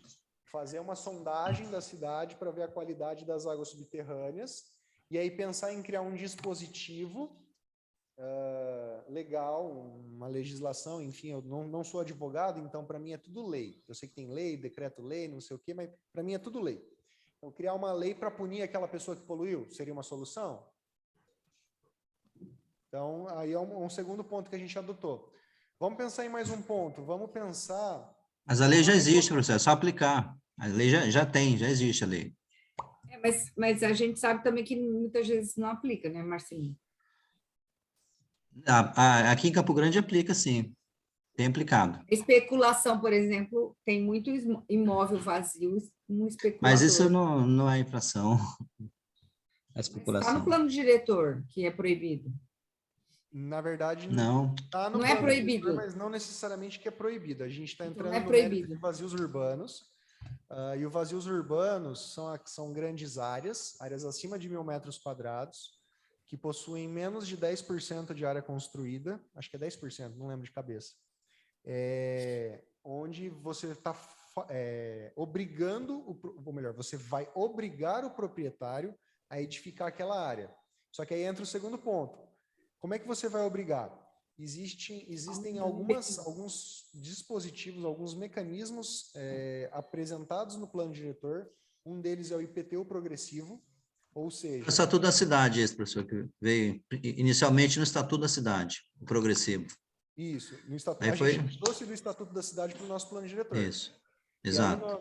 para quem não tem familiaridade, o IPTU progressivo, de forma bem simples, hoje, esse ano, 2022, a gente identificou que o seu imóvel é um vazio urbano, ou seja, ele é uma grande área que está subutilizada e está dificultando o desenvolvimento de moradias na região. Ou você constrói ou você constrói. Então, esse ano de 2022 que você foi notificado, você vai pagar 1% de IPTU. No segundo ano, a gente notificou você novamente e você não construiu. Você vai passar a pagar 5% de IPTU. No terceiro ano, você não construiu, você vai passar a pagar 15% de IPTU. Então, já existem alguns mecanismos, ou melhor, o plano diretor já trouxe essa possibilidade do IPTU progressivo, que justamente ele veio lá do Estatuto da Cidade, só que ainda falta regulamentar por meio de um decreto. Então, não seria Exatamente. interessante pressionar a prefeitura para fazer essa regulamentação justamente para essas áreas passarem a serem desenvolvidas? Mas antes de responder, vamos entrar num segundo porém. E a área de espólio, como é que fica? Ela seria... Ou o município pode desapropriar também, né, professor? E com Pode que dinheiro que a desapropriar. vai pagar? Bom, aí se houver interesse em utilizar para a instalação de alguma edificação, um posto de saúde, um CEIF ou um e-mail, aí você vai desembolsar um dinheiro, vai ter uma previsão no seu plano aí de orçamentário para pagar essa indenização. Coloca lá no PPA, na LOA. Isso, exatamente. Perfeito. Não, eu concordo. Mas vamos fazer uma estatística bem simples aí. Tem pelo menos, vamos chutar bem baixo, tem pelo menos 1.000 imóveis classificados como vazio urbano. A gente precisa de 1.000 áreas públicas para fazer escola, saúde, lazer e educação em Campo Grande, será? Não. Quer dizer, não sei, eu acho que a fila está bem grande nas escolas, né? Eu também não sei, eu estou soltando justamente para a gente fazer essa discussão. Não, aí não, seria áreas de mais interesse, mas nesse caso aí não seria economicamente viável para o município.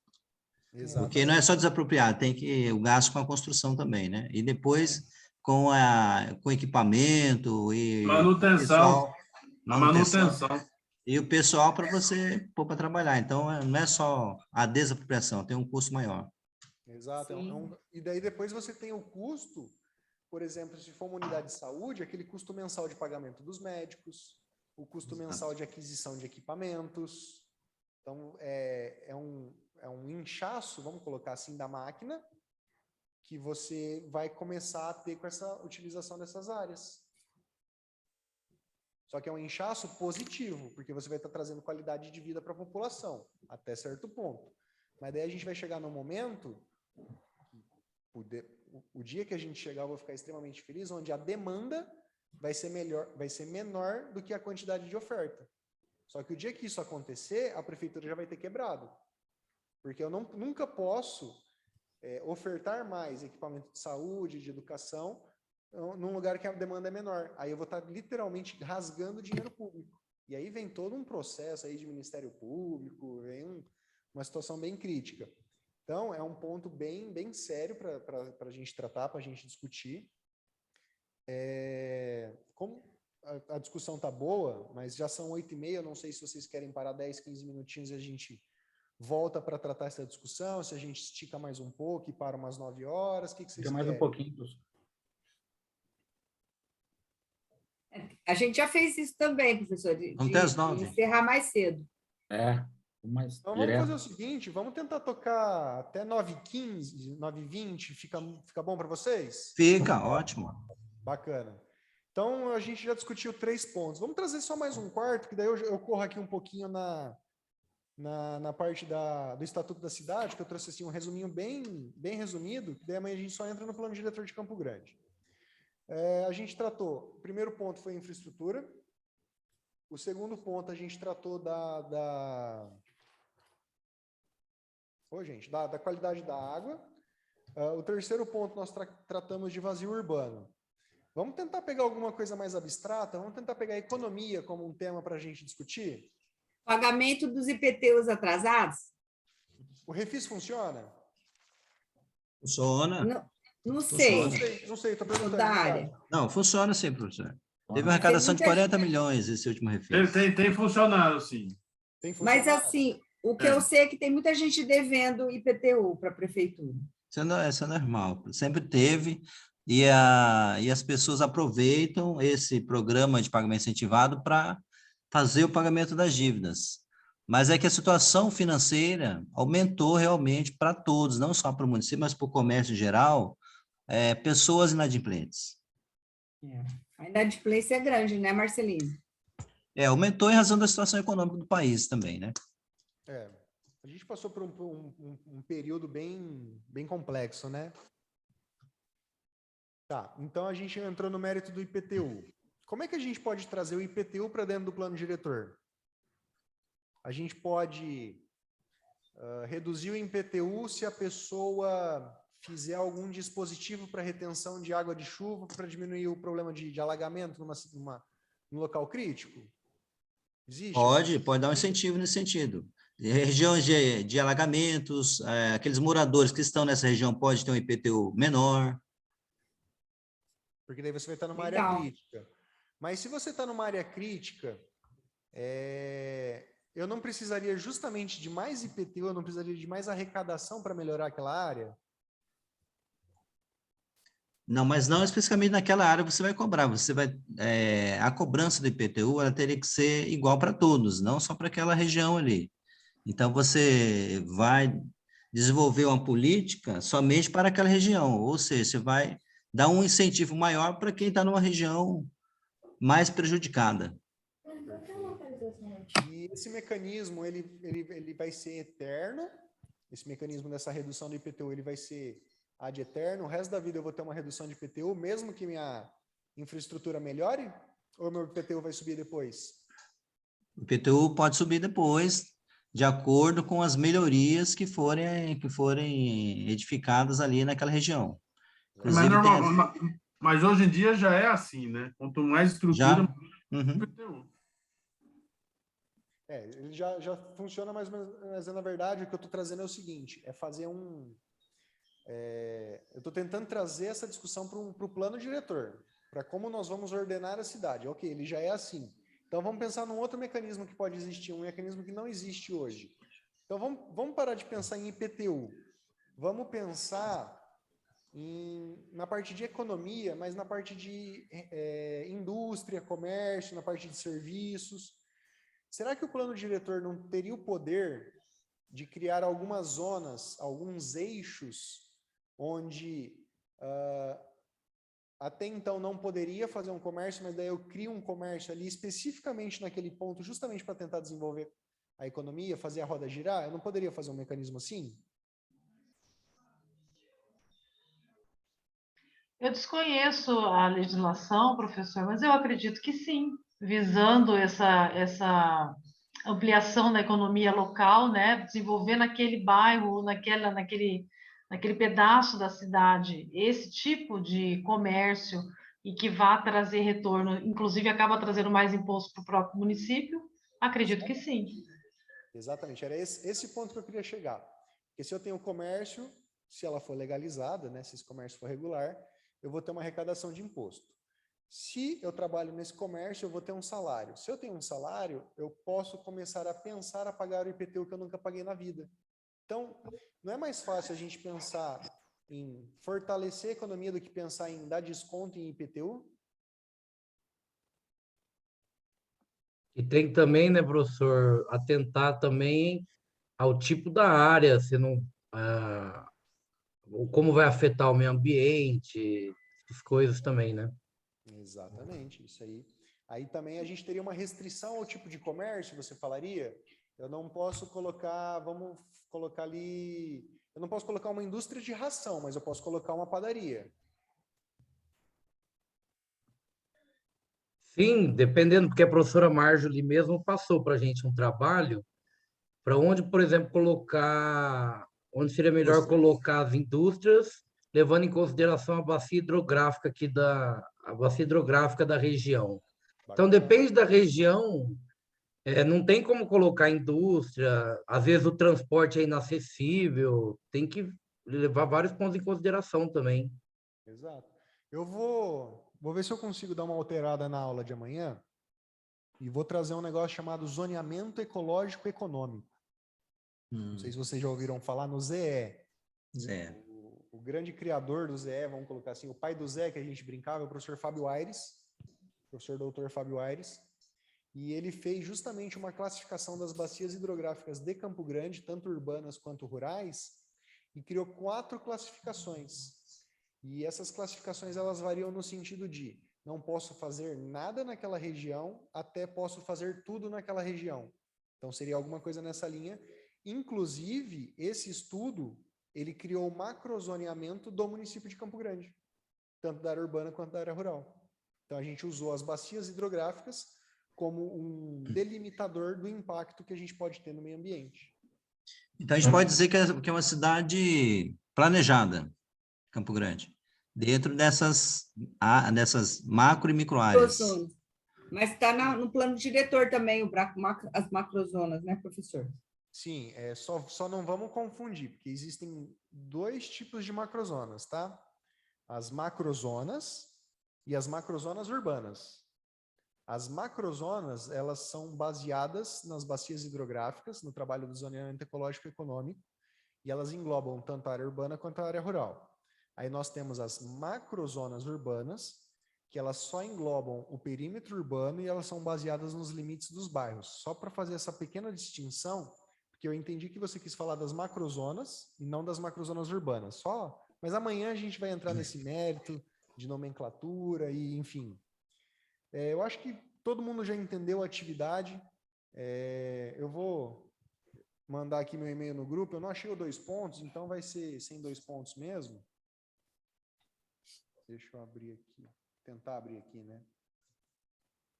E não precisa ser nada muito especificado, detalhado. Pode colocar assim, quantitativo de escolas. E daí, em escolas, quantitativo de vagas disponíveis, quantitativo de vagas necessárias. Então, isso aí daí faz isso para 10 itens, 10 discussões diferentes.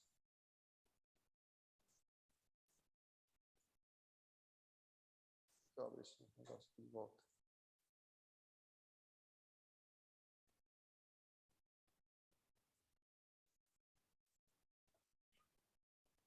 Bate-papo. Vou pedir para mandar nesse e-mail aqui. É um e-mail que eu pouco uso, mas daí fica mais fácil das atividades. Então, como a gente tinha acordado de finalizar mais ou menos 9h15, 9h20, eu tenho um pouquinho só de slide para passar, que é, cadê?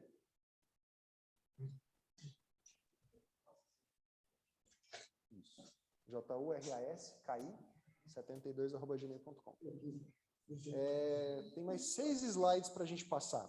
Eu acho que a gente podia discutir mais um tópico, ou vocês querem que eu avance aqui nesse resumo da 10275, que é o Estatuto da Cidade, e daí a gente já finaliza a aula e todo mundo sexta-feira está livre. O que vocês querem? Tá bom, pode ser. Ótimo. Professor, antes de continuar, só confirmando, o e-mail é atividade Jurassic, tudo junto? Ou tem um underline, porque saiu separado aqui no chat? Peraí, não. Volta aqui, chat. Vou mandar sozinho ele, peraí.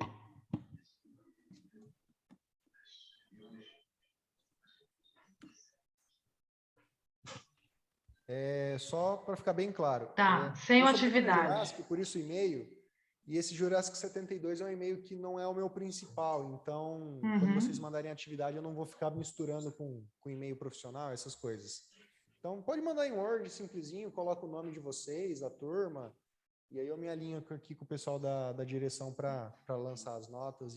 Podemos formar grupo, professor? A turma é de quantos? De 20 está aqui hoje. 20? 20. Isso. Como é que vocês fazem? Grupo de 4? Grupo de dupla.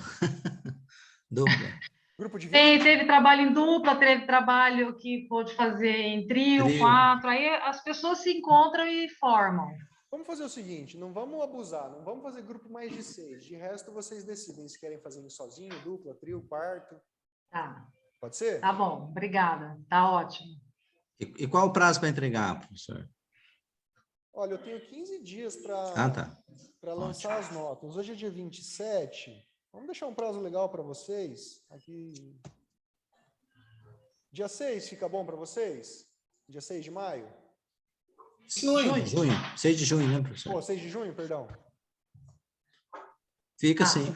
Tem 2 finais de semana, né? Tem o domingão, aquele churrasco que a gente ia fazer, a gente vai passar fazendo atividade. E aí Isso tem mais uma semana e mais um final Só de semana. mandar o endereço, professor. Oi? Só mandar o endereço. A galera chega. Do churrasco. Vamos, Deixa vamos sim. Então, a atividade está resolvida, o prazo é dia 6, 10 pontinhos, não precisa ser nada muito... Quem quiser avançar, detalhar e depois a gente discutir, pode, claro, óbvio, evidente. Mas quem quiser fazer uma coisa mais sintética também, a discussão foi bem interessante. Quem esteve presente, parece que fica gravado, disponível para vocês. Então, quem for assistir também vai ter a oportunidade de ver essa discussão. A gente entrou no mérito da atividade. Deixa eu só entender o que a gente decidiu. A gente vai trabalhar mais um ponto na discussão ou eu passo esses 5 slides resumindo o Estatuto da Cidade? E a gente finaliza a aula. Resumo do estatuto, professor. Vamos, termina os slides. Tá. O Estatuto, né, o Estatuto da Cidade, a Lei 10.257, lá de 2001, ela é uma lei relativamente extensa, né? Acho que ela tem umas 10, 12 páginas. Então, eu trouxe aqui só os tópicos, que são os mais importantes ou os mais... os principais para a gente pensar na elaboração do plano diretor. Lá no artigo 2, ele fala que a política urbana tem por objetivo ordenar o pleno desenvolvimento das funções sociais da cidade e da propriedade urbana, destacando as seguintes diretrizes. Aí ele traz um monte de diretrizes, ele traz acho que 12 diretrizes diferentes. Eu peguei aqui 6, que são as que vão mais impactar no nosso planejamento, no nosso plano diretor. A primeira é pensar na questão de cidades sustentáveis, que... Aí, uma opinião minha como engenheiro ambiental, cidade sustentável está mais hoje para um clichê mercadológico, para de fato uma cidade sustentável, para uma proteção do meio ambiente, energias renováveis, enfim. E aí, nessas cidades sustentáveis, ele traz o quê? A parte da terra urbana, moradia, saneamento, infraestrutura, serviços públicos, lazer, que se a gente parar para pensar, é tudo que a gente acabou de discutir, que é a capacidade que o equipamento tem, com a demanda que o equipamento tem, aonde ele está posicionado, se essa infraestrutura ela está subutilizada ou ela não está subutilizada, se eu posso verticalizar ou não. Então, essa parte aqui de sustentáveis a gente já fez uma discussão. Por isso que eu gosto de discussão, porque a gente já vai passar rapidinho esses slides aqui. Gestão democrática é a população em geral, as associações representativas, os conselhos de classe, justamente trazendo para a municipalidade, para o poder público, suas necessidades, seus anseios, seus desejos, o que a gente poderia fazer. Cooperação, nós também falamos de cooperação entre entes governamentais e a própria iniciativa privada, que foi na hora que eu comentei sobre habitação de interesse social, onde a prefeitura ela dá um terreno igual aconteceu recentemente, eu não vou me recordar quando, mas a prefeitura ofereceu um terreno na Fernando Corrêa da Costa, valeria alguns milhões de reais, em troca da empresa que comprasse, entre aspas, esse terreno, construísse, vou colocar ali um valor, 50 casas para a MASF fazer doação, aluguel social, enfim. Então, a cooperação entre entes governamentais, a gente citou prefeitura com DENIT, prefeitura com Comaer, justamente para mitigar algum impacto que a gente pode ter. Avançando mais um pouquinho nas diretrizes. O slide não quer passar. Passou. Nós temos ali a parte de planejamento e desenvolvimento, que é a distribuição da população e atividades econômicas de modo a corrigir e guiar o crescimento. Nós também já falamos sobre isso, naquele ponto que a gente comentou da criação de um eixo que permitiria um comércio, e esse comércio geraria emprego, geraria renda, imposto, esse empregado pagaria o IPTU, e esse IPTU viraria investimento de volta na cidade. Enfim, a gente já tratou essa parte de planejamento e desenvolvimento. Ordenamento e controle de uso do solo. Aí, utilização inadequada dos imóveis urbanos, nós tratamos brevemente sobre vazios urbanos. Proximidades de usos incompatíveis e inconvenientes, nós tratamos ali no momento que eu comentei de criar uma fábrica de ração do lado de um restaurante, não faria sentido, e vocês também trabalharam isso com a Marjorie, utilizando a bacia hidrográfica como referência. Pressão exagerada em infraestrutura urbana e a deteriorização das áreas urbanas. Nós também tratamos ali, principalmente na questão da verticalização do centro, a existência de infraestrutura. Nós também tratamos quando nós falamos de saúde, educação. Poluição e degradação e exposição a riscos naturais e desastres. Nós tratamos na questão do solo contaminado, de fazer uma lei, ou melhor, aplicar uma lei que já existe para punir o responsável. Então, a gente já... Basicamente, tudo que eu estou trazendo aqui, a gente já fez essa discussão. Isso que eu gosto de discussão. A gente vai passar rapidinho esses slides. Proteção, preservação e recuperação do meio ambiente natural e construído, do patrimônio natural, histórico, artístico, paisagístico, arqueológico. Aqui a gente não entrou tanto nesse mérito, mas amanhã, quando nós formos falar de plano diretor, a gente vai ver ali algumas zonas, zona especial de interesse ambiental, zona especial de interesse cultural, zona especial de interesse social, enfim, são alguns dispositivos que foram criados justamente para essa proteção. E aqui a gente, principalmente na parte de patrimônio histórico, cultural, arqueológico, a prefeitura ela não tem estrutura para uma investigação de patrimônio histórico, de patrimônio arqueológico. Então, isso aí ficaria delegado ao IPHAN, que é o órgão federal de proteção do patrimônio histórico e natural, e também para alguns estudos ambientais, em específico o EIA-RIMA. O EIA-RIMA é o estudo de impacto ambiental, acompanhado do relatório de impacto ambiental, que são para mega empreendimentos, empreendimentos acima de 100 hectares, ou empreendimentos que causam uma poluição absurda. E esses estudos, eles pedem esse equipamento, obrigado. Eles pedem esse estudo arqueológico, esse estudo histórico. Então, é uma fonte que a prefeitura poderia utilizar como fonte de informação, e aí poderia se pensar em colocar isso no plano diretor, de fazer um levantamento, mas como que nós faríamos esse levantamento? Porque um levantamento desse é caro. Eu vou dar um exemplo. Recentemente, eu tive que orçar um levantamento de patrimônio histórico e natural. Era uma área rural de 100 hectares, o estudo ficou em R$55 mil. Agora você pensa 100 hectares para toda Campo Grande. Quanto que ficaria? Então, talvez fazer uma parceria com quem? Com a Universidade Federal? Mas a Universidade Federal tem esse curso? Enfim, aí a gente avança essa discussão. Ainda dentro do Estatuto da Cidade, ele cria quais são as cidades que são obrigatórias de se fazer um plano diretor.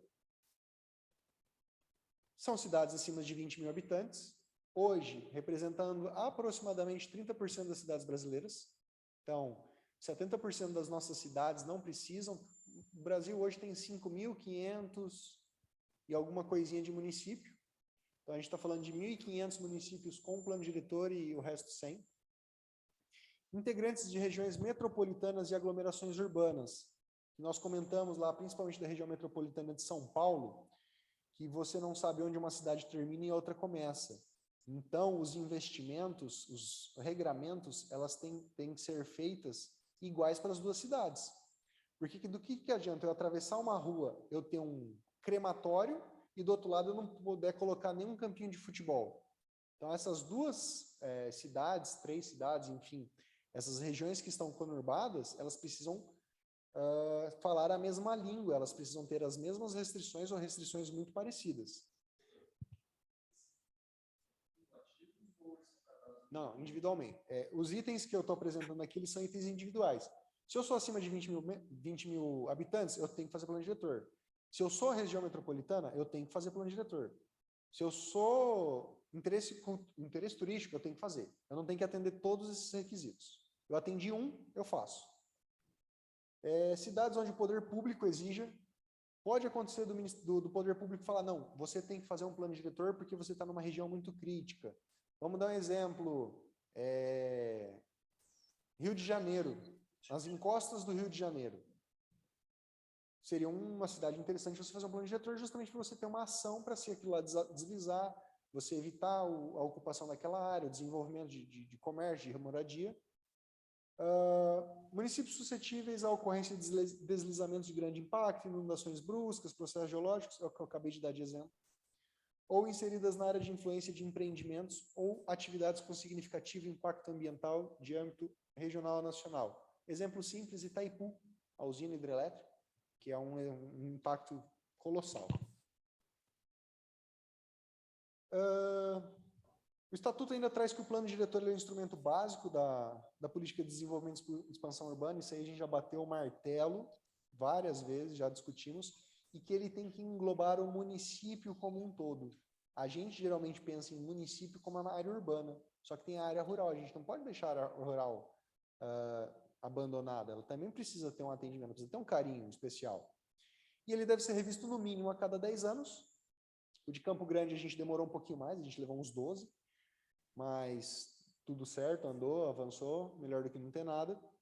E para você fazer essa revisão, você tem que fazer audiências públicas, fazer reuniões, chamar os conselhos, chamar as entidades representativas, enfim, fazer toda uma rodada de conversas. Eu lembro que a gente participou de 74 reuniões, foi uma reunião em cada bairro, para poder coletar informação, conversar com a população e saber o que vai acontecer.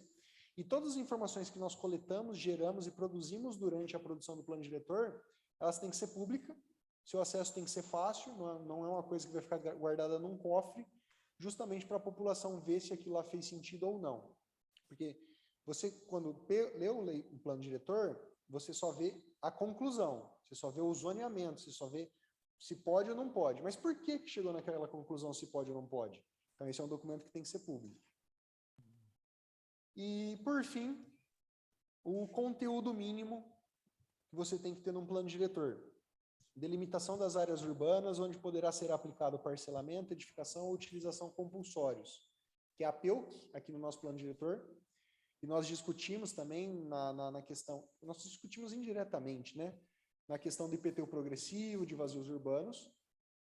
Sistema de acompanhamento e controle. O que é esse sistema de acompanhamento e controle? Um plano diretor, ele é feito de diversas ideias. E essas ideias, elas têm que ser regulamentadas conforme o tempo vai andando.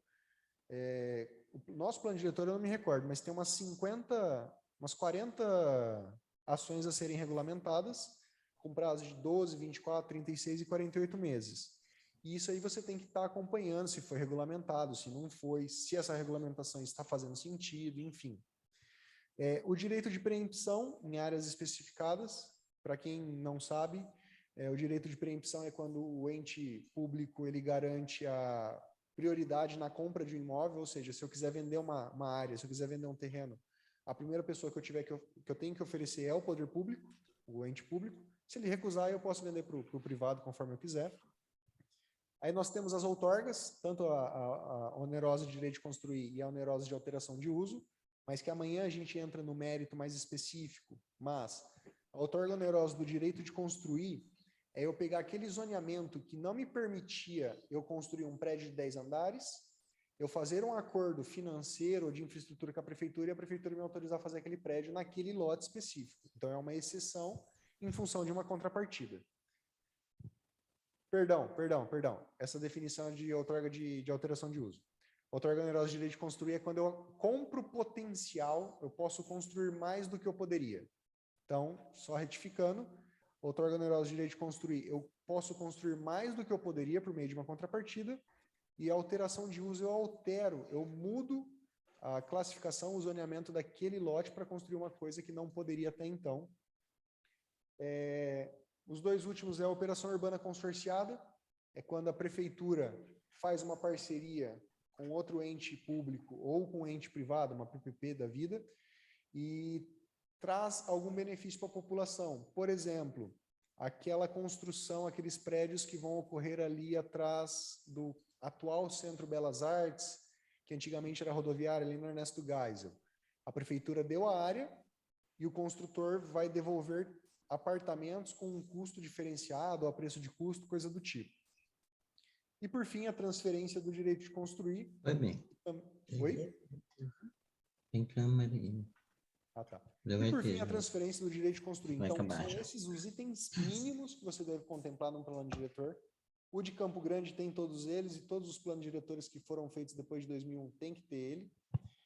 E aí a intenção seria entrar no plano diretor de Campo Grande, aí a gente ia fazer um passeio aqui e ver o que tem, o que não tem, o que colocou a mais, o que poderia ter, mas a gente acordou de finalizar a aula depois desses slides, não sei se vocês vão querer manter, se a gente continua a aula, vocês que mandam.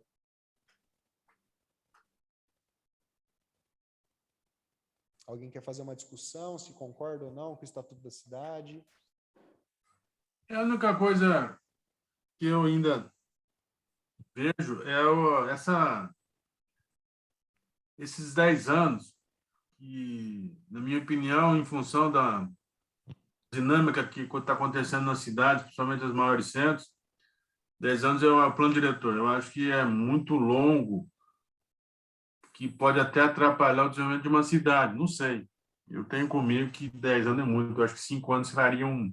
Também não sei se existe alguma alteração que está para sair, mas 10 anos, na minha opinião, é muito. Teria que ser assim, cada 5 anos, ou até mesmo cada 4, que é o plano, o PPA, o plano plurianual, né? Com base no plano plurianual.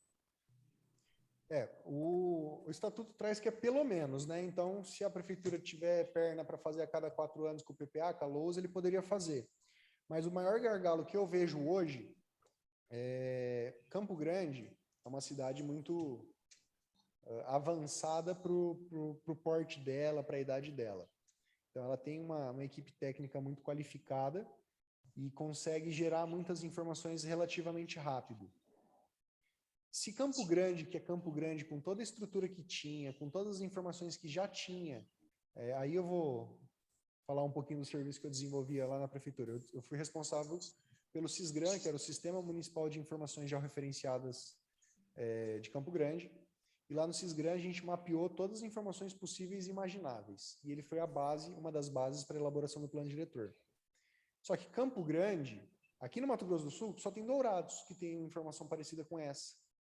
Londrina tem coisa parecida, São Paulo, Rio, Curitiba, Cuiabá, Sinop tem. Só que falando em Mato Grosso do Sul, que são 79 cidades, não me lembro agora, acho que são 79. Só 2 que têm uma estrutura parecida. As outras 77 não têm.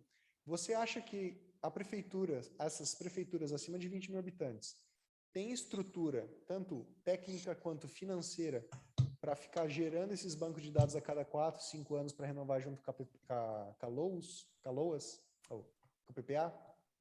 Entendeu? Esse que seria o ponto de maior gargalo. É o documento técnico base para você desenvolver o plano diretor. Porque, do contrário, seria basicamente lamber o dedo e apontar para cima e ver para onde está ventando. Seria eu acho que. A gente precisa de informações, e aí essas informações são difíceis de ser coletadas, ainda mais para a cidade pequena. São 21 horas.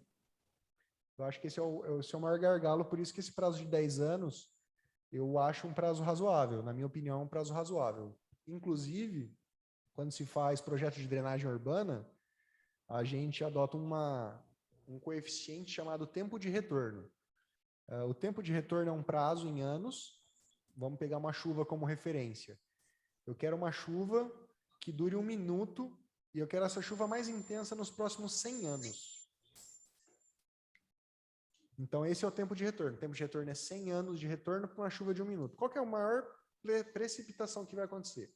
Por exemplo, para dimensionar Itaipu, o tempo de retorno é de 1 milhão de anos, ou seja, é só uma chuva de 1 minuto, a mais intensa que vai acontecer em 1 milhão de anos. O que vai acontecer? Vai acontecer um desastre. Drenagem urbana, ela também usa 10 anos de referência. E daí, se a gente... mas Gabriel, mas 10 anos é muito pouco, vamos aumentar a drenagem urbana, vamos usar 30. Não sei quem aí lembra de matemática lá do ensino médio, infraestrutura é um crescimento logarítmico ao longo do tempo. Se com 5 anos de planejamento eu vou gastar 1 milhão, com 10 eu não vou gastar 2 milhões, eu vou gastar 5. Com 20 eu não vou gastar 3, eu vou gastar 50 milhões. É uma curva exponencial, é uma curva muito grande. Então, na drenagem a gente usa 10 anos como tempo de retorno. Então, faz sentido o plano diretor também adotar um prazo parecido. É uma opinião minha, tá? Só entrei no mérito que trouxeram, mas é um prazo, na minha opinião, justa, mas 5 anos também seria muito legal. Mas tem a justificativa técnica, né? Oi? Tem a justificativa técnica para fixar esse prazo, não é aleatório, né, professor? Exato. Tem muitas questões que envolvem essa revisão, né? Exato. Isso aí foi só um ponto que eu trouxe, a gente discutir aqui, a gente vai achar mais 10 para justificar esse prazo, mas sim, mas se você tiver um planejamento que não existe hoje a nível de prefeitura, dos 5.570 municípios, você conta no dedo quem realmente faz um planejamento a longo prazo, eu concordo. Agora, a partir do momento que você começar a disseminar esse planejamento, como é feito nas empresas privadas, isso aí iria minimizar, né? Aí você teria condição de ter uma situação bem diferente do atual, né? Sim. Aí a gente teria um outro mundo, né? Aí o Brasil não seria mais em desenvolvimento, já seria desenvolvido há muito tempo. Mas é isso, pessoal. Por hoje, a gente chegou ao final desses 60 slides que eu quis passar. Eu acho que eu consegui trazer algumas informações. Amanhã vamos tratar só de plano diretor de Campo Grande, destrinchar toda a parte de zonas, enfim. Acho que vai ser uma aula mais curtinha, mas com muita discussão, então pode se alongar mais. Eu queria, se alguém quiser fazer um comentário final, fazer um pedido aí, eu vou deixar o microfone aberto. Professor Gabriel, o Sysgram, eu não sei se todo mundo aqui conhece, mas o Sysgram é uma ferramenta espetacular. Desde o tempo que eu era assessor na Assembleia Legislativa, a gente utilizava para elaborar projetos, o trabalho que a Planurb, junto com outras secretarias, realizou, eu acho que falta um pouco até de divulgação. Estava fazendo uma comparação aqui de algumas regiões, o Fábio Nogueira, que foi seu colega lá, estava me mostrando. Se tiver a oportunidade, eu coloquei ali no nosso chat, né, os mapas, que essa gestão agora, eles atualizaram mapas bem interessantes. Tem uma ortofoto de 1966. Chegou a ver, professor Gabriel, essa? Sim. Vocês olharem como é que era Campo Grande em 1966. Então vou aproveitar a tua bem fala, bacana. Na sua apresentação você está utilizando a imagem do Sysgram também, né? Algumas coisas sim. Eu tô projetando. Mas eu acho que é bem legal. Eu coloquei no chat. Acho que a maioria já conhece. Quem não conheceu ainda, dê uma olhada. Muito legal. Vou aproveitar a deixa que o Paulo fez. Sysgram, S-I-S-G-R-A-N de navio. Se você pesquisar no Google, o primeiro resultado é a nossa página. Ele vai para o /mapas, tá? /mapas tem essa carinha aqui. Deixa eu maximizar. Mas antes de eu entrar nele, eu vou apagar esse /mapas. Vou entrar só no sysgram.campo grande. O que é o Sysgram? É o Sistema Municipal de Indicadores de Campo Grande. Então, nós, lá do Planurb, junto com o Fábio Nogueira, hoje ele é gerente, a Kelly Cassimiro, que é gerente de estatística, eu integrava essa equipe, que era gerente de Sistema de Dados e Informações, enfim. Nós compilamos centenas de milhares de informações de Campo Grande, de diversas fontes, de BGE, de própria Campo Grande, de linha de ônibus, enfim, vou fazer um resuminho rápido. Então, nós temos aqui, a gente chama de módulos, cada uma dessas imagens, módulo mapas, módulo indicadores, plano diretor, LOUS, que é a Lei de Ordenamento e Ocupação do Solo, perfil socioeconômico, que é uma das publicações que eu mais acho interessante em Campo Grande, a gente pode tratar um pouquinho dela depois, mapeamento das linhas de ônibus, então você quer saber qual ônibus você vai pegar, você pode entrar aqui, mapoteca dos parcelamentos de Campo Grande, os dados de IBGE, educacional, enfim. E aí o que o Paulo estava comentando é esse módulo aqui, módulo Mapas. Esse módulo Mapas, ele foi desenvolvido 100% em casa, ele é 100% gratuito, aberto, open source. O único custo que tem é o custo do Paulo manter o computador ligado lá na GTEC. Então, pagar programa, igual a gente paga Word, igual a gente paga Windows, esse programa aqui a gente não paga nada. Ele sempre está em atualização, o pessoal que está tocando hoje está buscando sempre deixar ele atualizado. Bem rapidinho, aqui no canto esquerdo a gente pode medir, então você pode medir uma distância entre 2 pontos. Eu posso imprimir um mapa, se eu quiser, eu quero mandar um mapa para o meu vizinho para falar alguma coisa. Eu tenho esse mapa aqui pronto para impressão. Aqui do lado direito nós temos, eu não me recordo de cabeça, mas a gente já estava perto das 100 informações diferentes. Informação de limite, informação de equipamento público, onde é que tem o bombeiro mais perto de onde eu estou. Aqui tem um bombeiro. Que bombeiro que é esse? É o terceiro SBM, primeiro SGBM, blá, blá, blá. Onde é que ele está? Rua Nachá 480. Então, são informações diversas. E aí que o Paulo comentou, ó, a gente tem Campo Grande em 1966. Campo Grande era assim, tinha nada. Vou desligar aqui bombeiro, só fazer um comparativo. Vamos pegar essa região aqui, ó. Está centralizada, bem no meio do mapa. Vamos ver como é que ela ficou hoje. Olha a urbanização que ela tem, em 66 novamente. Depois vocês achem a casa de vocês e façam. Eu fiz agora aqui na aula. É fantástico. Vou trazer o aeroporto, ó. Aqui nós temos o aeroporto, que a gente discutiu hoje. Uma pena que a imagem não avança. Mas, ó, tudo aqui não tinha. Começa a ter construção aqui. Em 2020, ó, tudo construído em volta. Então, só para trazer o Cisgram, quem tiver interesse, o Paulo já colocou aí na tela. Professor, até o final dos anos 80, não tinha nem a cidade chegava na Rua Ceará. Exatamente. Aí fizeram o pontilhão no final dos anos 80. Aí, em 89, construiu o shopping. Não existia nada para lá. Eu tenho uma tia que comprou ali uma casa, na frente do Bezerro de Ouro, lá perto do shopping Campo Grande. Só que ela comprou há 40 anos atrás, quando era mato, pedra e capeto do mato. Pagou o preço de banana. Hoje, o terreno vale uma fortuna. Campo Grande cresceu e cresceu muito. E ele, pessoal, como tem bastante gente aqui de outras prefeituras, da Prefeitura de Campo Grande, esse é um trabalho legal que a Planurb realiza, que nós pedimos que a Planurb inserisse, ela atualizou informações do Cisgram essa semana passada, com os pontos de internet grátis do município. Então, a Carmen tem um trabalho legal na Sectura, a Andréia na SAS, o Luiz Afonso, quem tiver sugestões e se enquadrar, for aderente a essa questão do Cisgram, ao Cisgram, levar isso até a Planurb para que a gente sempre deixe ele cada vez mais alimentado, mais rico, né? Que é assim que a Planurb trabalha, ela recebe e vai enriquecendo ele. Muito legal. Fantástico o trabalho. Parabéns.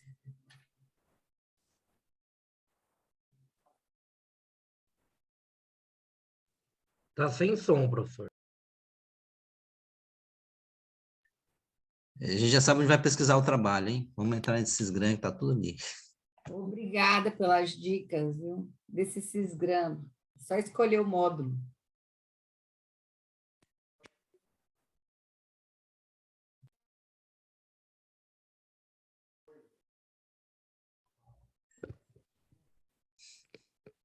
Bora então, né? Até amanhã. O microfone ali acho que acabou a bateria. Só aproveitando o que o Paulo estava falando, apesar de eu ter saído, eu incentivo que vocês vão até a Planurb, procurem a Kelly, Cassimiro, o Fábio Nogueira e o Vinícius Abi. São as três cabecinhas pensantes lá que fazem toda essa transformação de bando de dados em banco de dados.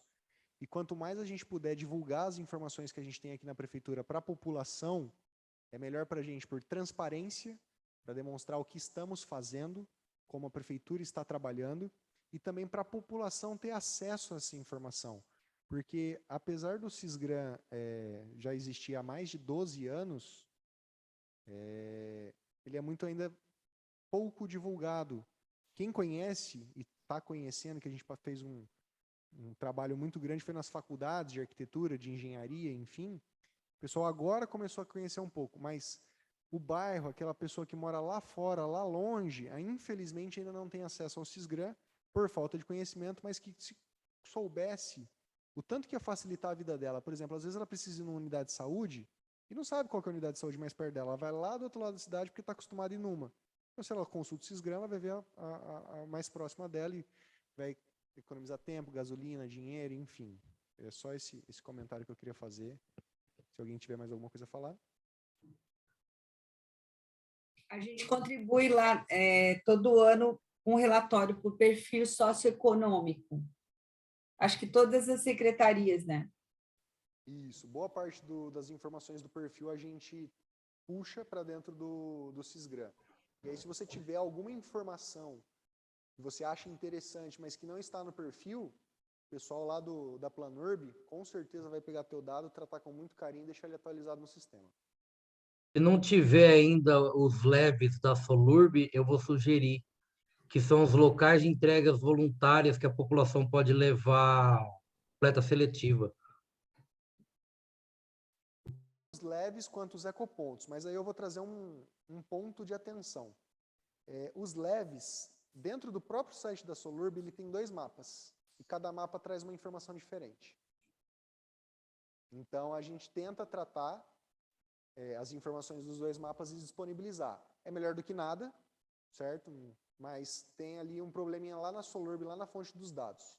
Mas tem tantos leves, que são aqueles bags, geralmente está em mercado, né? Quanto os ecopontos. Quem não conhece ecoponto é um negócio fantástico, tem 5 na cidade. Eles recebem qualquer coisa praticamente, até 1 metro cúbico por dia. Então, se você foi lá e cortou uma árvore, jogou um armário fora e não vai fazer a porquice de jogar na rua, bota no carro e leva lá no ecoponto.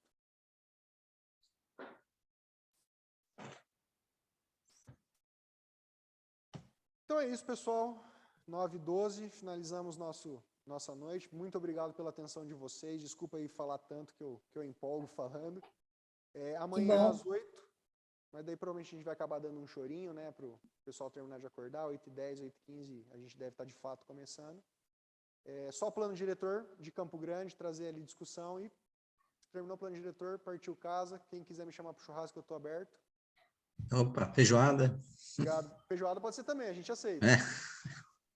Obrigada, professor. Boa noite. Boa noite, gente. Boa Até noite, mais. colegas. Até amanhã. Até. Um abraço. Boa noite, boa noite.